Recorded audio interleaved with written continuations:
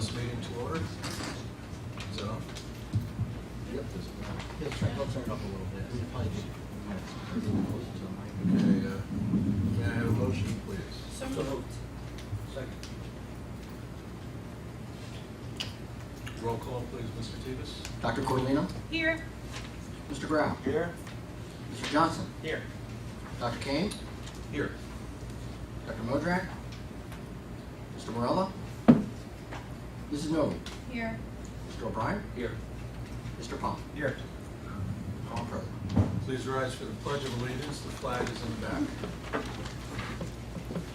I pledge allegiance to the flag of the United States of America and to the republic for which it stands, one nation, under God, indivisible, with liberty and justice for all. Reading of the New Jersey Open Public Meeting Law Statement. Mr. Tevis. The New Jersey Open Public Meeting Law was enacted to ensure the right of the public to advance notice to attend the meetings of public bodies in which any business affecting their interests is discussed or acted upon. In accordance with the provisions of the Act, the Montville Township Board of Education approved this meeting.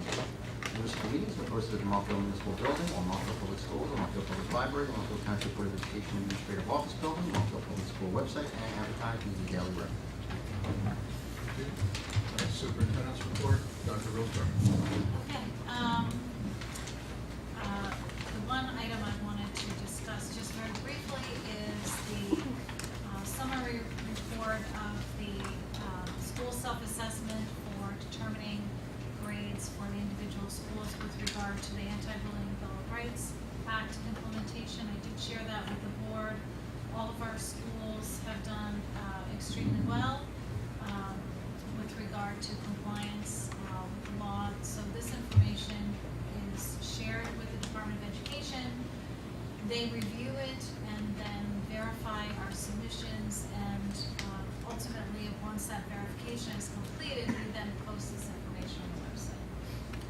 But I give credit to all of the staff that is involved with the training programs, with the other pieces of curriculum and instruction that help us to be as compliant as we are with the law.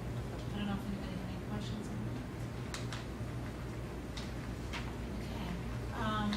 I now would like to turn things over to Melinda Dennis and the students that are here tonight.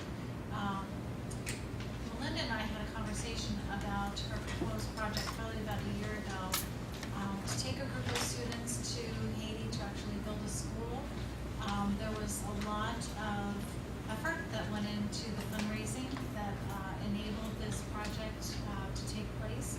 And our students actually helped support, through their donations. A number of our students were actually involved in the trip.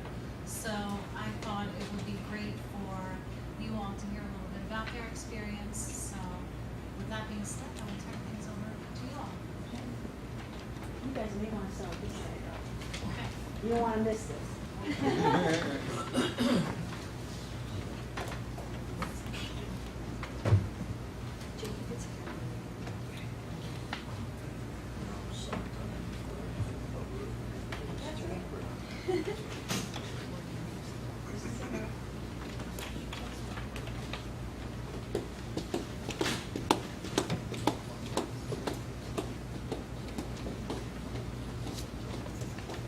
Okay, I'm Melinda, and we at Pathways have a leadership program that we've had running since 2004, and actually Dr. Kane's son Jonathan was a part of it, and he did some legislative changes for the disabled in New Jersey, and we've come a long way with the leadership program since that time.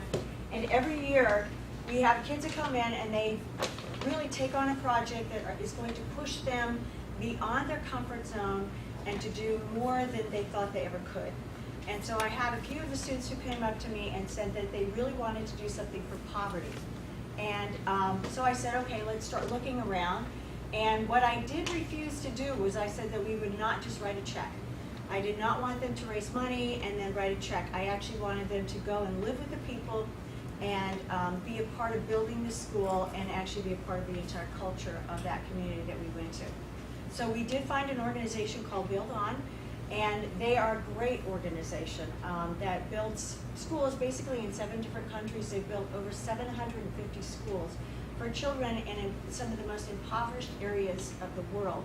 And I don't know if you're aware of this, but Haiti is actually the most impoverished country in Northern America.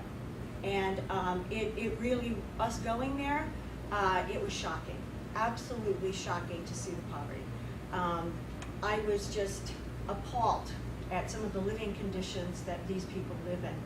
And I didn't, have to be honest with you, I didn't wake up one day at the age of 55 and decide that I want to go build a school with a pick and a shovel and shave my head practically and, you know, have no running water and no electricity or anything. But these kids really inspired me by the fact that they just really wanted to go and do something. They felt that doing an act of kindness wasn't enough.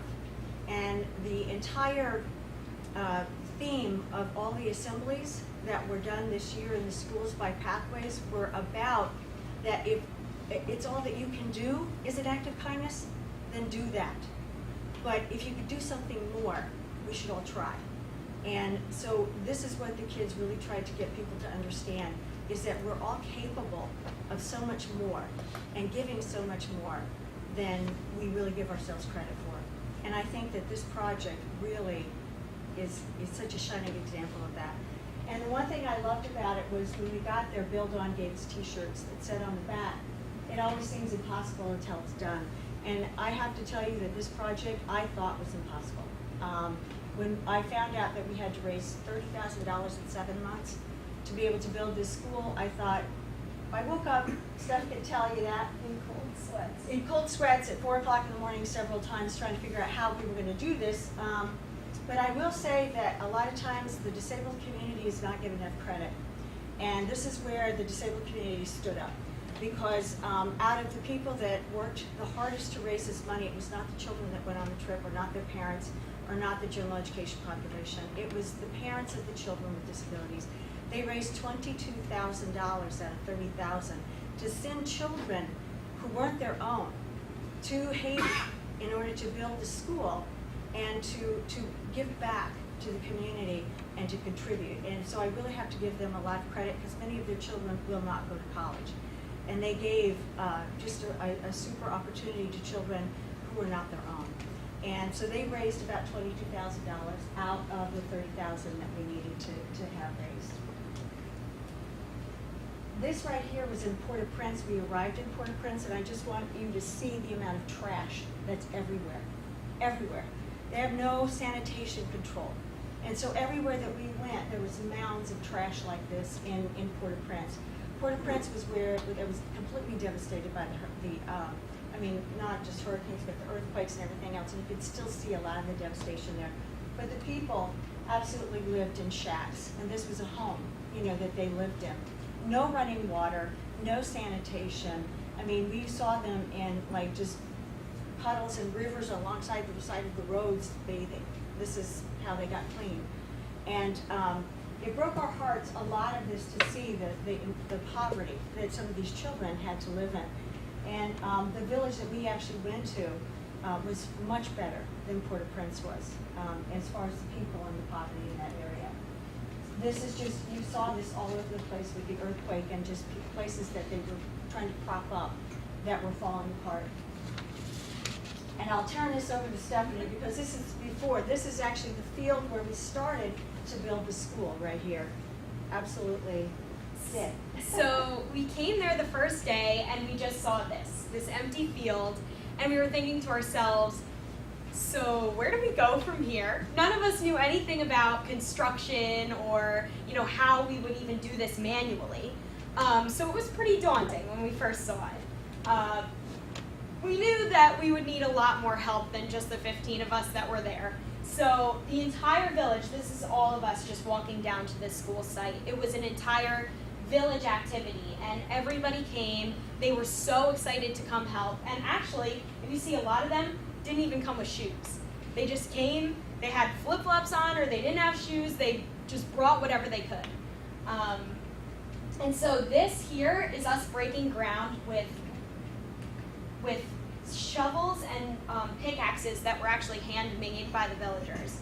And this child is about 10 years old, and some of them were even younger, breaking ground, because every single child, every single person of all ages were helping to do this. So they were better than we were at this, actually. They were laughing at us. They would tell us most to get of out of the way time. and take the shovel or whatever. Yeah. It's like, you know what, you're white, you're American. Get And out. many of these people, it was really funny because we were probably some of the only whites they'd ever seen. So it was some of these people. So it was interesting because they would call us the blondes. And then, so after we broke ground, we would have to get in an assembly line and pass along the rocks that were supposed to make the walls of the school. So all of us got together and created these piles, and then the engineers that were on the site would stack the rocks and make them into this actually pretty beautiful formation and use the concrete that we mix ourselves. Here they would create these rebar supports for the school. They did it by hand. They moved the wire around. We got to try it. It was pretty hard work, but of course they did it in 5 seconds. But and here, this is us sifting the rocks for the concrete. So we had to make sure that it was nice and thin so that we could mix it with the water and start creating the concrete. Here was this, that's me mixing the concrete. That was the hardest thing I've ever done in my life. It was really, really tough. But this guy next to me had been doing it for the entire day. He just kept These going. guys He were was a machines. machine. Because their lives are so labor intensive that they're, and it was 95 degrees in the Caribbean. It was yeah. hot, you know, and these people didn't stop. Yeah, They did that not stop. that was probably, that lasted about 5 seconds for me, but I tried it. And then here we actually made the bricks by hand, and I thought that this was one of the coolest parts because literally everything that went into this school was handmade by us. We did it, and the villagers did it, and we all did it together. So it was really a labor of love. And These here, bricks were all made one at a time. yeah. We only had one mold, and so we had to just take the sand and put it in and shove it down, and then take the molds off and then stack them up over here to dry. And this is what they actually used, so it was just one at a time. That's all they had. And then here we mixed the concrete, we would put it in buckets, and all of us, including the villagers, would line up in a big line, and we would all have to pour it into the trenches. And it went pretty fast, we just kept going. But What was interesting about it too was the age level expectancy is 55 there, and we would have women that were out there that were 55 to 65 years old, who, you know, were helping with the cement and moving it along. And there was a couple of women that were in dresses, I mean, and in the trenches 3 foot down. These trenches were 3 feet deep, and they had taken plastic lids off of anything they could find at home. And they would be in the trench digging with these plastic lids and trying to help us to dig these trenches. And they were so grateful for the fact that we were even there, you know. But at 65, they were, you know, down inside of here, you know, giving it everything they had all day. They just didn't quit. yeah, and there were even kids that were 5 years old who Yeah. maybe they couldn't help with the concrete, but they were giving us rocks, and they were helping in any way they possibly could. And so here's the foundation and what it looks like. The walls aren't complete here, so it kind of looks further down, but we were getting there. And then this is only some of the people that showed up on the work site, so there's even more. But all of the kids just absolutely loved one another, and we had so much fun. They just loved talking to us, and even though we couldn't speak the same language, we would find other ways to act things out, and we were laughing at each other because most of the time we couldn't figure out what each other was saying. But Well, we did tried. have translators. They would translate Yeah. and help us out. We had 2 translators. But part of the whole thing in building the school is, you know, being there 9 days, we couldn't finish it, obviously. So they had to contractually sign an agreement with us, and the people who could not write had to use a fingerprint, and they would sign a covenant. And then that was their agreement that once we were gone, they would continue as a village. And you would see these people. I was up about 4:30 in the morning. You really couldn't sleep out there because, number one, the heat was just so bad, no air conditioning, but also they had farm animals all over the place. And so, and wild dogs and, you know, things like that. And roosters, oh my God, they'd start at 4 o'clock in the morning, you know, just making noise. So you were up early, but the women and the men were up very early, and they would get everything ready to take to the market, and they would walk 4 to 5 miles with things on their head, and just working with both of their arms, carrying things to the market to sell, so that they could afford to feed the families. So if you would just see them walking down the roads and everything, and they would try to go early so they could come back and help us build the school. They were very, very much into trying to give their children education. And not only did we stop at the school building, but we also had some cultural workshops to really learn what the villagers did every day, what was really important to their culture and their everyday life. So here's, this man actually taught himself how to make brooms just on his own when he was about 5 years old. And he's been doing it ever since and selling it to people to make money off of it. But he was teaching us how to do it, and he uses palm leaves, and he cuts these, I think it was palm, sticks to hold the broom, and then the rope even that you tie the palm leaves with is handmade, braided. So They do not have rope, yeah. so you have to braid your own rope. So this took a while, and most of us did not have the best brooms, but we certainly learned a lot, and all the labor and the hard work and the planning that goes into just making a simple broom. Now, I use mine most of the time to get rid of the tarantulas, which were as big as my hand. Yeah. And they talk about mosquitoes and stuff there. Let me tell you, I have more mosquitoes in my backyard than they have in Haiti. So I got bit, I think, once, but we slept under mosquito nets. But the tarantulas, many times I would walk into our room, and Jake and I shared a room, and it was only big enough for one person to stand at a time in. But you would walk in, and there was tarantulas on the wall. And we would have to get the villagers to come in, and they would come in, they'd take their flip-flop off, boom, like that, and then just walk out with it in their hands, Me, I was just like, yeah, that's one thing I couldn't handle. Yeah. So we also did bread making, and one of the villagers taught us exactly how they made their bread, and also since they don't have mixers, they had this thing where it was really hard, where you roll it automatically, you do it yourself manually, and they had to keep taking the dough and flip it back onto the board and keep going like this, and we all took a turn, and Jake did a pretty good job at it. But His favorite part was eating the bread. Right? yeah, which was very good, right, Jake? And then we also learned about voodoo, which was interesting because the way that America portrays voodoo is totally different from what they believe in Haiti. And we learned just how it was more of a humanist religion, and how they enact voodoo in the community, and how they bring the people who are sick and take care of them. And it's all about, caring for one another and treating one another as you would yourself. He actually was in New York, making his living in New York, and his grandmother was the voodoo priest in that village. And she passed away, and she chose him to come back and to be the voodoo priest. So he left everything that he had accomplished in America and came back to this village to be the voodoo priest. But believe it or not, they do not have any dolls or anything that you stick pins in. That's all an American myth. So it was really interesting to see them talk about their religion. 100% of the people believe in the voodoo religion that live there. And then about 75% are Christian. And here we're playing soccer, which is huge in Haiti, and they're amazing at it. And they play with no shoes on. Some of the people play with shoes on, but most of them don't. And they were actually shocked to see that some of us came out onto the field, especially the women of the group, because they had never played with women. Most of the time the women stand off and watch. So they were really shocked by one of the kids who came with us played soccer here in Montville, and she's really good. And she was giving them a run for their money. But we take soccer balls for granted. They had a soccer ball that literally the peelings of the outside were gone, and it wasn't even blown up. And they would play with that. And we got Diggs to donate 15 soccer balls, and we brought those with us, and then we pumped them and brought a pump with us and everything. And so this was the first time most of those kids had played with a good soccer ball. And that was huge for them. And they actually cleared out this area, the village, when they found out we brought these balls so they could have a field to play in.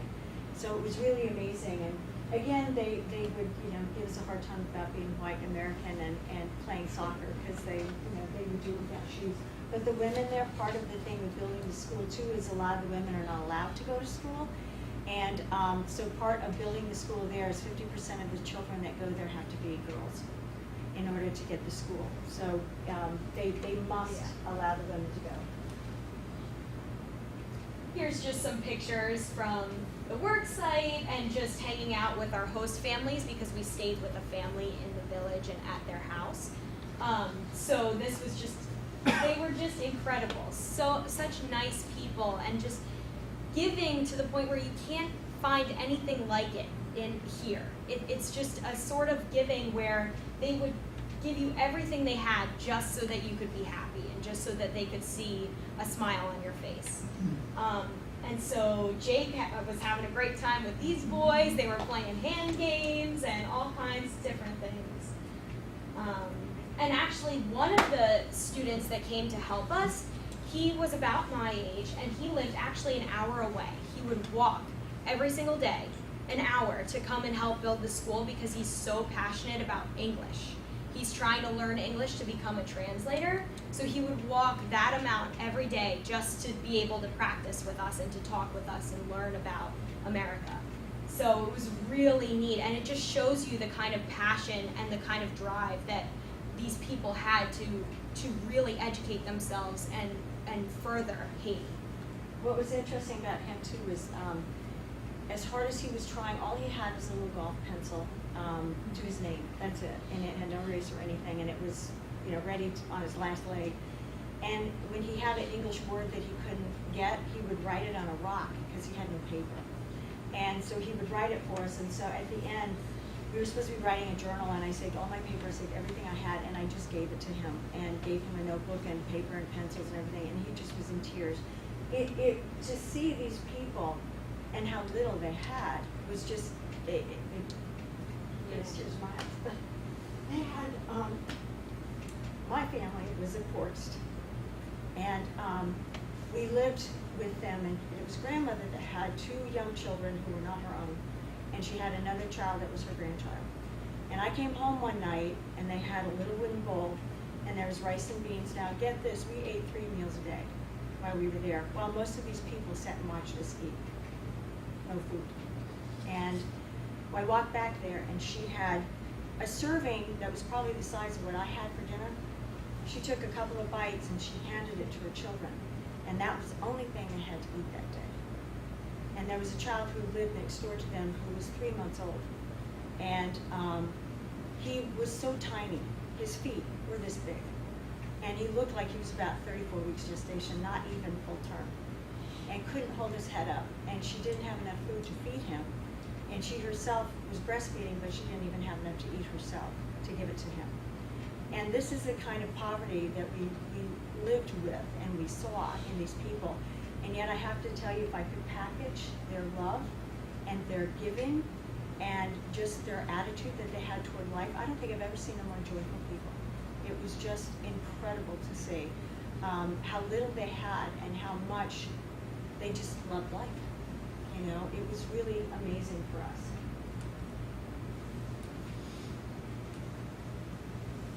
All right, Jake, this is your platform. Hello, my name is Jacob, and my favorite thing is I like water pumping, and I put the bleach in, and it wasn't that hard. It was a piece of cake, but I had a blast. And he had a lot of friends. Yes, everybody Well, followed we him had to here. pump our own water 2-3 hours a day, and then sanitize it and everything because they had no running water or anything. So it was hard work, but Jake stayed with it, right? Mm-hmm. And this is actually them pumping water here. I think we get it to go back.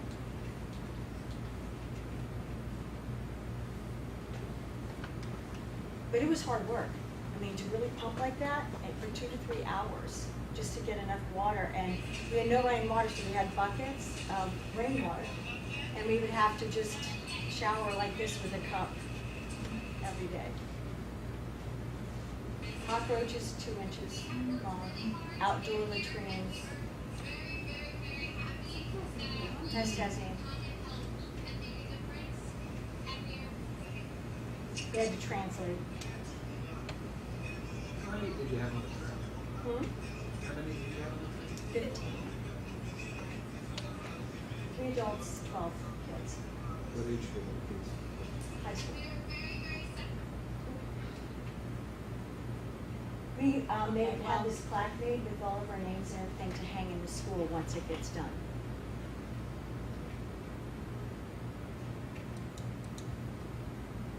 So, after we came home, it was a big culture shock, and we definitely did some things that we had never done before, and we had met some people that just completely changed our lives. And one of the things that we saw that actually my mom touched on before is that they did have a lot of poverty, and there was some really bad living conditions, or bad in our definition, and we definitely had to struggle. But in the other way, they were the most rich people in their character and in how they treated others, and just they would have 2 rooms, and we actually slept on mattresses, and they had 2 mattresses, and a family of 5, 6, 7 would give up both mattresses and sleep outside just so that we could have the mattresses and have a good night's sleep. And they would just come in and take the bugs out, or they would give us anything we could possibly need. So that was just unbelievable, an eye-opening experience. I think also community. I've never seen community like this because they depended so much on each other and were so interconnected. And so somebody else made the broom, somebody else made the bread, somebody else, but they were so strong in the way that they came together for each other that it was just amazing to see, I think, for us, because we all live in our own little world so much, And of course they had cell phones, but they didn't have a lot of smartphones. And so they were really amazed they loved to have their picture taken. And of course I'm a photographer. And so I loved taking their pictures, and they would pose like crazy for me. But we brought Polaroids the little Polaroids that would make the little pictures, and they were so enamored with that. They would line up and want their picture taken because many of them didn't even have mirrors. So some of them had never seen themselves. And so when we took a picture, we were able to give it to them, and they were so thrilled. And the mothers would line up with their children, and they wanted a picture of their family. And we would, I spent hours taking pictures of these people. But they were so gracious and inspirational. You couldn't stop working out there even though you were dead.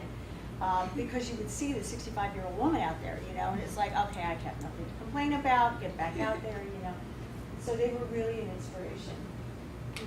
Yeah, the perception of disability was interesting too. We saw children with disabilities there, and we asked them about it, and we saw them. And what I thought was really interesting about it there was certainly they don't have the rights, quote, that we have here. But what they said to me about disability was, we don't need laws here, we take care of our people. And and we saw that. We saw that. There was a child that was with us every day out there with cerebral palsy, helping us to build, and there was no law to protect him, and yet that community took care of him. And he was absolutely a part of every day in that community. So their thing to us was, we don't need laws to take care of our people. And I just thought that was an interesting look at how they work. And another thing, going off that, their work ethic was something that we had never seen before. And just nobody had an excuse. If you were 65, you didn't have an excuse. If you were 5 years old, you didn't have an excuse. Everybody had a responsibility to educate their children, and they had a greater purpose. So, and just the appreciation that they felt for us and for us coming was, I can't even put it into words. They were just so grateful, and they thanked us every single day, just by giving up their beds, but also by saying to us, you changed our lives, and you're going to change our children's lives. The first day we were there, we drove in vans, and they don't have infrastructure like we do here. So the roads sometimes had potholes like this deep, and the vans we were in were just, all over the place. And we drove into that village, and they had waited for 3 hours for us to get there, the children. And they came out with their school uniforms on, and they didn't have school at that point, but they waited for us, and they were all decked out. I mean, it was amazing. And they came down with tree branches, and they were singing, and they had a Congo drum, and they welcome, you know, and all this stuff that they gave us. I can't tell you the welcome. We were in tears the minute we got there, you know, Yeah, because we they were so didn't know. excited for us to be there. We didn't even know the kids, and Yeah. we felt like we were family. And value of lived experiences, just you can't know what Haiti is like. You can't know what building a school is like. You can't understand how the Haitian people were unless you've been there and you've lived it. And you can't understand poverty unless you've been there and you've lived it. And that's what we certainly found out when we went there. It's certainly something you can't live in a classroom. Yeah. You know, it was a history experience that was far-reaching, but I think empathy, if I could say one word, and sum up what all those children learned was empathy for each other when they were there. And just again, just the power of building a school and having this purpose and making that purpose even when you were sweating and you were just about to throw yourself on the ground from exhaustion. You just had to keep thinking, this is for something greater than myself. And just the passion. The passion that everybody had for education and their kids was beautiful. The last thing about the passion and purpose I thought was really cool was we didn't speak the same language. We had totally different cultures. We could have been on more opposite ends of the spectrum, but we found such a commonality with each other. And it goes to show you that humanness is really what it's all about, and heart and people. And it's not about how much money you have, you know. And it was really, I think, that's what I saw was how much they absolutely, we really grew to love each other. And there was a lot of tears when we all left, you know. We thought, can't wait to get out here and get a pizza, and, you know, we heard, I can't wait to have electricity and a shower, and yet, you know, it wasn't a dry eye that left that village that day that we didn't feel like we were really going to miss them. So it was a great experience, something that we're going to do again. I'm not quite sure when. Thank you. There's more answers to your questions. So the organization that you worked with, they select the village and they prep the villagers, so to speak, Yep. let them know Yes. when you're coming and what you'll be doing? Yeah, the Trek coordinator went a week before we came, and she planned out all the cultural workshops with the people and asked them who could teach us, and figured out with the host families, this is what you need to do, they can't drink your water, different things like that. So they would be prepared when we came and know exactly what to expect. And the leaders, the student leaders did they pay their own way? They had to pay their own way to go, but we had to raise $30,000 first before anybody could go. That was the deal, was we had to have all that money raised by May 11th to be able to go. And, I'm sorry, were there, you said there were 12 12 students? Montville students, three yeah, all adults? of them from high school. So was there like a floor where a minimum, where you had to have X number of kids before the project could? Nope, you just had to raise your $30,000. That was the only thing. Very inspiring. How will the school? The villagers now will take over, and we will get updates, you know, frequently from them to show. There's no doubt in my mind that school will be done by September. That was their goal. They wanted to have it done so the kids could attend school. Will the organization monitor that? Yeah. So they're kind of their boots on the ground. Yeah, and they there. actually have a whole Headquarters. office that's in Haiti, and the Haitians there actually run that office. You really, Americans would have a very difficult time getting things done there because the country's in a lot of disarray, and they're in the process of trying to have another presidential election, and they were really, Port-au-Prince was in disarray. They were really having protests and all kinds of different things, and you know the government has a lot to be desired, and so the people really want better for themselves, and so they work with us. Everything they are. The Americans, I think they would have a very difficult time if they didn't have people that knew everything that was going on, because they even had to have scouts that went out before us to make sure that we could get out of Port-au-Prince and miss the protests that were going on. But it took us 2 hours to get out of Fort Prince. The traffic was just horrendous. And there's cows, you know, walking through the, you know. So it was not easy. But the poverty was just, you know, but they tried so hard. They just tried so hard, and every day was a struggle. You know, but I'd never seen a people that as impoverished as they were, that would have given you the shirt off their back like that. You know, seriously, they would have done that. But it was a great experience. Hard, but Great. great. Great. All right. Thank you for having us.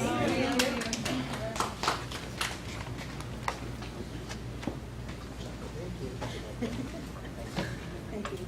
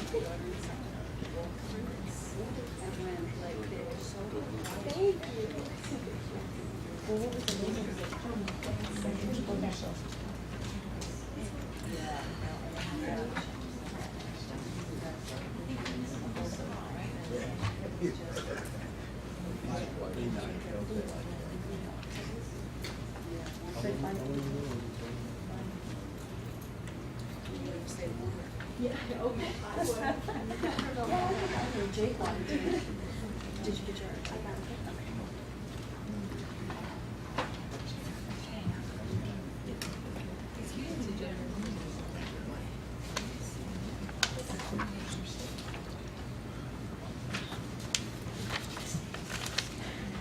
Okay, the only other thing, a couple of notations with regard to the agenda. We need to revise the number that's listed, agenda item agenda item number M1, number 17 through 20, and I thank Dr. Cordolino for calling our attention to the detail here.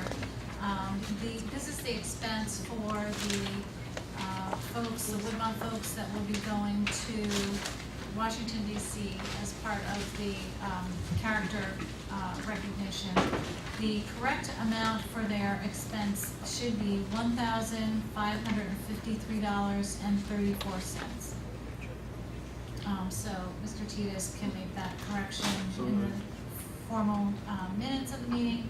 Also on agenda item N3, the title is correct on the individual job descriptions that were included on the packet, but in the resolution, it should be referred to as the Assistant Superintendent for Curriculum and Instruction rather than Assistant Superintendent for Curriculum and Administration. So if you could make that change as well.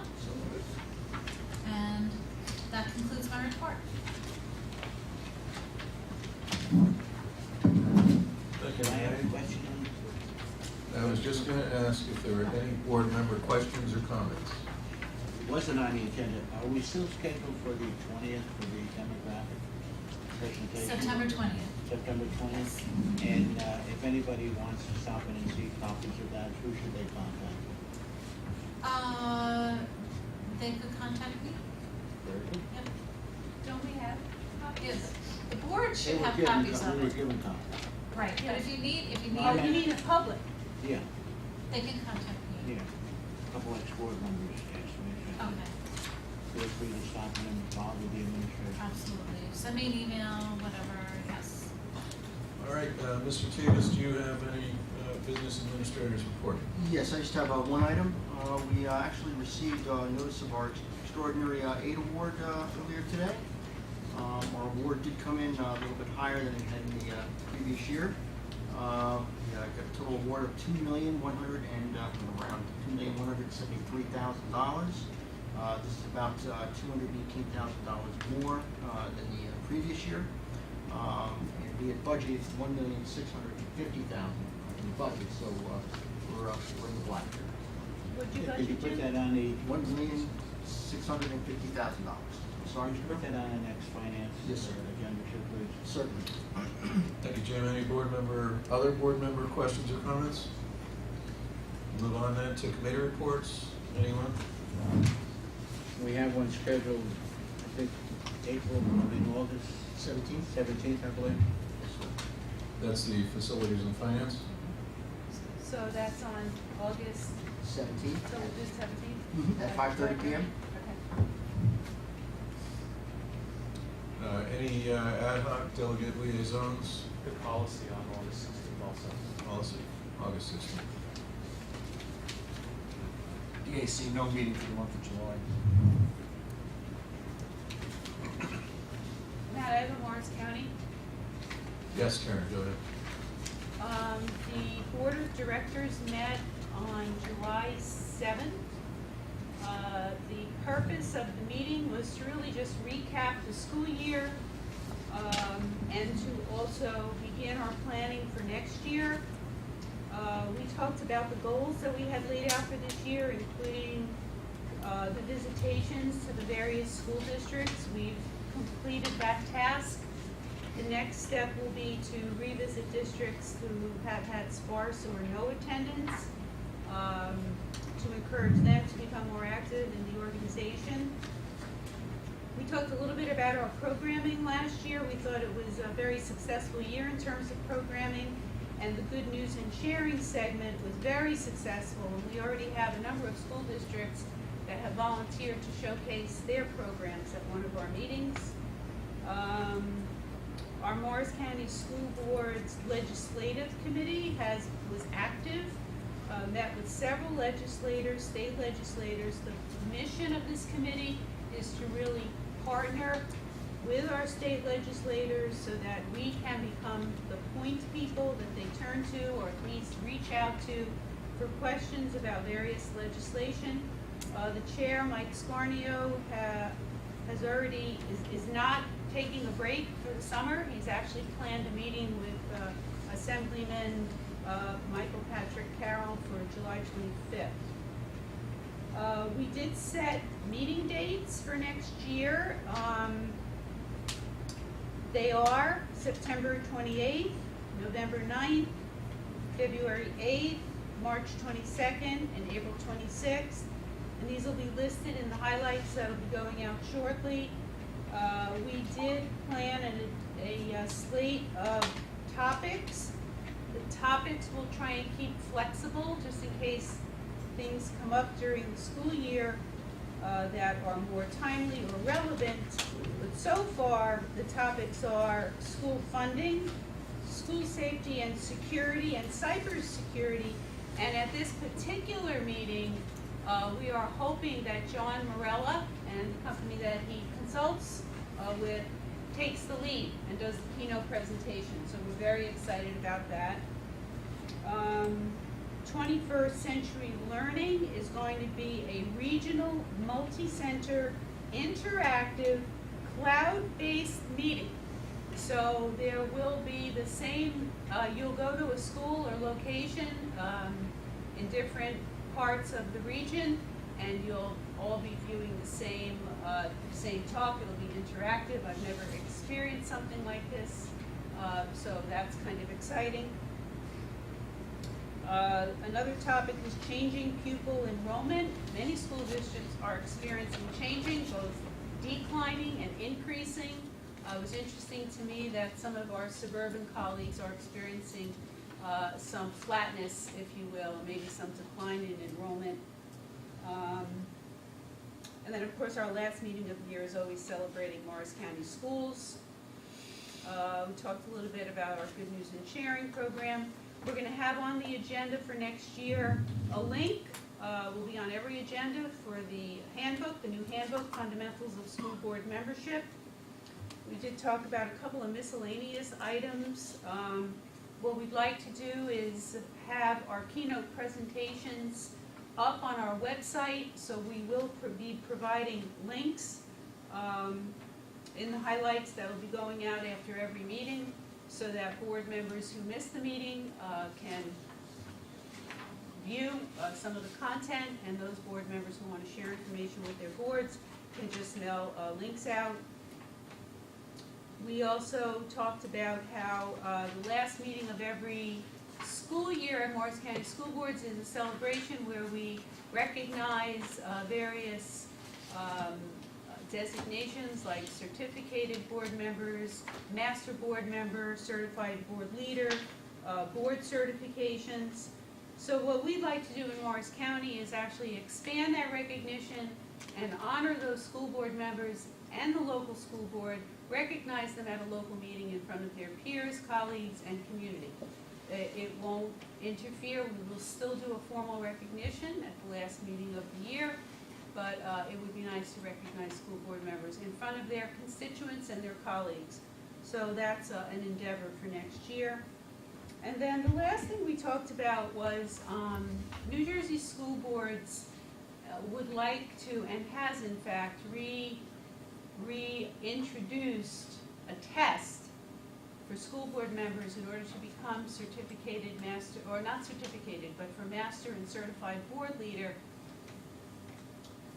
The Morris County Board of Directors, the majority of us there, felt like that was not necessary, that a school board member who puts in the time to do professional development, to fulfill the existing requirements to become a master school board member or certified board leader, and the requirements are, they're a lot. You have to take a number of courses, earn credits, academy credits. You have to attend certain meetings like workshop, like the DA. You have to attend county meetings. If a volunteer, school board member, is willing to do that kind of work, they have earned the designation as a master board member or certified board leader. So we voiced our concern that this perhaps could be a chilling effect on those who seek really a value-added designation. So we'll see where that goes. And that's it. Should be an exciting year coming up. Question? Yeah, Karen, Charlie. I know several of us have gone to these extra meetings, Mike O'Brien, myself, Matt. How does one find out as an individual board member where we are, what criteria, are we registered? Do we have to go to 87 more meetings or to get, how do? Every school board member, New Jersey School Board actually keeps a tally of your academy credits. How do I get this? You could reach out to Diane Morris. She's, or Where's she located? Vince Trenton? Saluccia. Huh? Trenton? Yes, in Trenton. Diane Morris? You know Diane. Diane Morris? Yeah, I know it. Yeah. Reach out to her. She keeps a transcript. Everyone has a transcript.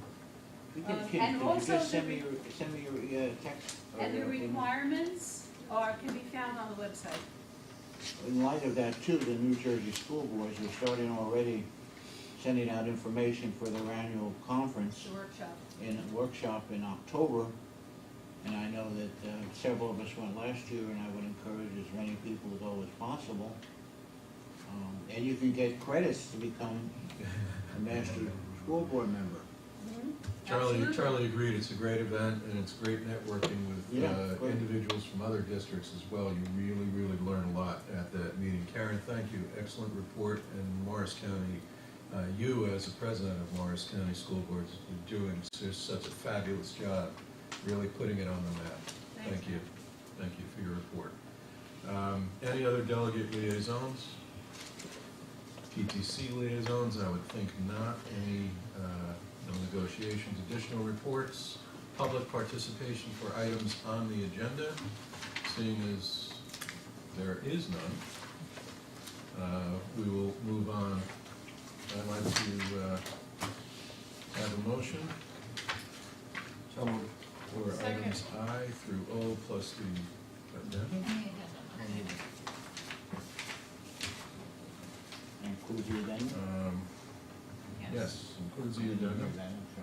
Any board member comments or questions, item I minutes, item J, Any comments or questions? I did want to make a note that item J1.2, the Hilldale School PTC, what a fabulous thing for the PTC to solicit donations and to be able to convert the existing playground to what it is going to become. It's something that's been done. William Mason did it years ago.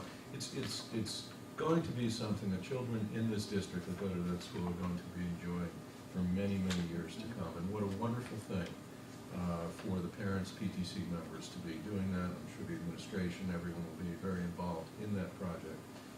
Just great thanks to everyone involved. Any other comments, questions? Item J, item K.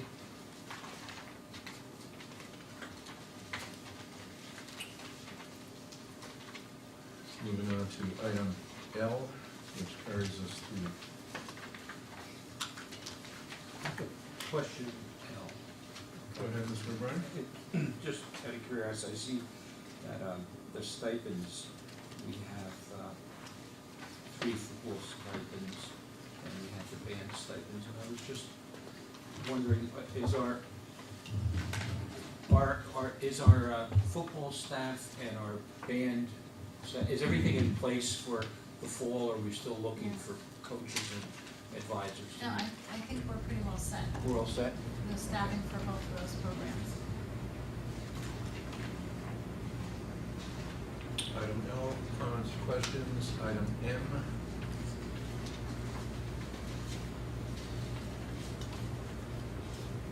Item N as in Nancy. I have a question on N3, page 24 of 25. And looking for the approval of the job descriptions, I know we have talked about this, and I would just ask the superintendent, I'm looking at the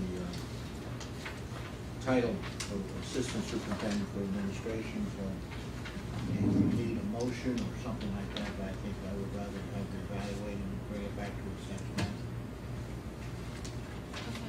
Okay. This way, everybody has a title here. Assistant Superintendent. Well, he has a title. Well, Just big maybe title. shorter than, okay. Okay. What, can we go back there? I'm sorry? It was, Can't hear you. Is item And 3, the job descriptions under policy. any other comments or questions? Item M. Sorry, N. Item O. Or the addendum. All right, then I'd like roll call, please, Mr. Hughes.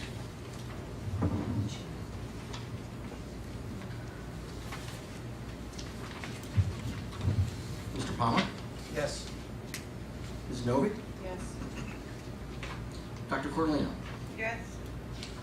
Mr. Graff? Oh, I'm sorry, yes, but abstain on K1, check number 82804. Okay, so noted. Mr. Graff? I abstain on the minutes of the June 21st meeting, and I have to vote no on items K2 and K3 because I haven't had a chance to review those reports. I just got them a short time ago. I was waiting, you had indicated they would have been emailed, but I guess that didn't happen. Yeah, I do apologize. I will vote no on those. Technically. Yes on everything else. Mr. Johnson? Abstain on L5, number 58. Yes to all.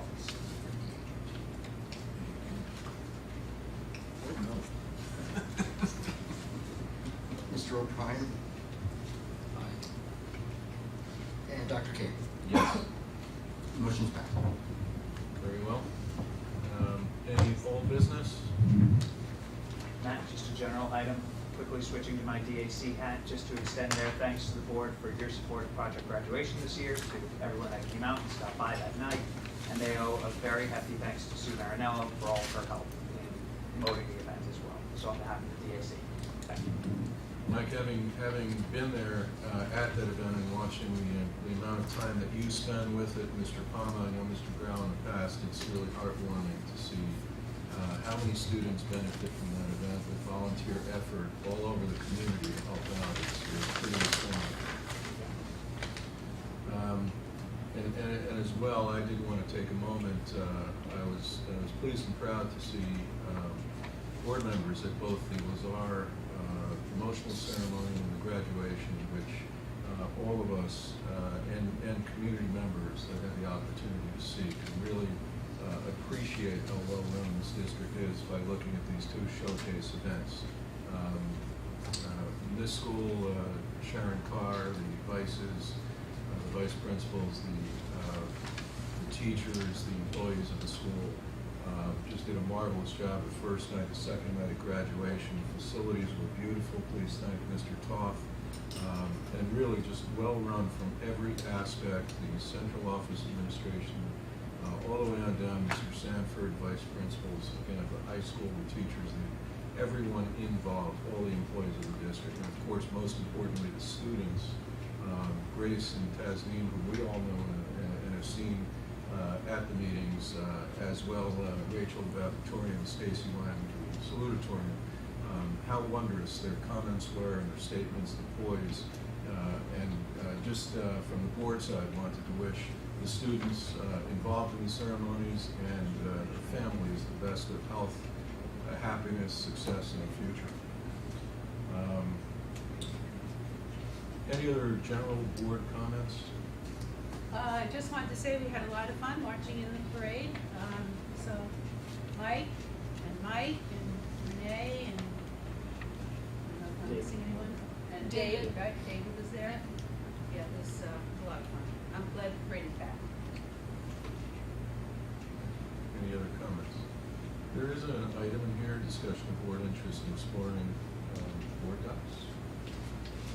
Yes, I'm sure you all probably received an email from school boards. You know, it's a service, it's not free, but, you know, they do offer the ability to have all of the, you know, meeting agendas, attachments, and such, you know, delivered electronically. I didn't know if that was something that the board wanted to entertain, so I figured I would put it on there as a discussion item. Is there more detail to it? I mean, I'm probably the most illiterate on here from the technology point of view. Just technology. If you're, I mean, I'm in the dark. I mean, what is it about? There are Or some. should that be for, could you send us some information or something? I Yeah, don't wanna sure. tie up the whole There's board gonna be, because they have a webinar coming up. I think it's in August. I'll get more details If on you can, that. I'll try and make an effort to listen to that. Yeah. And all those my questions. Okay. So Renee, have you used it in other districts? I have not used their service, no. I've worked in other places where we transmitted everything electronically and there wasn't any paper packets delivered home, but I haven't used the board doc service itself. So what you're saying is we could possibly not have to have this? Yeah. Yes. Or this? Yes, we would not be killing trees. We'd be saving a lot of trees. And time, because there's time involved in duplicating those documents and putting, you know, board packets together, so. You wouldn't be getting them at 9 o'clock on a Friday night. We go electronically, that's one advantage. Yes, yeah, right, because someone doesn't physically have to go to your home to deliver it. They press a button and You it could goes. also do it in sections too. You don't Yeah. have to wait for Friday to do every section. True. May I ask? I was in one district that did it, but I didn't pay much attention. Mr. O'Brien? Yeah, when I read this, I was trying to digest. So if we wanted let's say it's Friday, and instead of a package coming, we go on our computer and everything's there. Okay, if we want a hard copy, we gotta print it on our own, right? And then, when we come here on Tuesday, will there be hard copies here? No, typically what we would do Or we have is computers or provide something? a Chromebook or, you know, some device that would be at your place, that you would be able to access the documents and scroll through them. So you'd have it at your place, it just wouldn't be in paper form. I love trees myself. I'm not sure about this, I really not. And for some of us that, not about loving trees, I'm sure I love trees, but it's a new thing for us to be working from home, but not having hard copies, which we can annotate as we go along, okay? So for me, it's quite a transition. I mean, You can annotate. You can You annotate. can annotate PDFs. You what? You can annotate the electronic document. You have to type, you have to type highlight. your Okay, but notes. is that gonna change then? I don't know the format. Is that gonna change, let's say our agenda, if I annotate, what is there, a side column to make annotations or something like that? If I annotate or change or I lose, and I'm not sure about. Maybe we need a workshop. Can we? I'm not It would be- kidding. They are, I they're think definitely we have having a to- webinar, and I'll provide you, there is, tutorial's not the right word, but there's kind of there's an overview. I'll send you the link, so you can kind of, if you wanna go online and see a little bit about it, and then they're actually doing a webinar, I believe it's in August, but I'll send you all that information too, so. This is just an initial discussion. I had no expectation that we would come to any kind of conclusion tonight. It's what, you're the board members, you need to decide what you're comfortable with ultimately. But I think, it's something to consider, so. I do consider, and I see all the work that goes into preparing those packets. I mean, it's a lot of woman, man hours, whichever it happens to be, that goes into this whole endeavor. But I think it's important, it's a thing we'll have to transition. Any other board member comments? Yeah, I would just, I want to say it's not a novel idea for school boards, certainly. I mean, I have visited almost nearly 40 school districts in, that roadshow work that I've done over the past couple of years, and I would say probably, conservatively, probably half of the school districts are using paperless documents. So then we would just take the Chromebook to the meeting instead of the packets? The Chromebook is usually set up for you. It's usually in custody of the business administrator. And then he lays them out at the board meeting.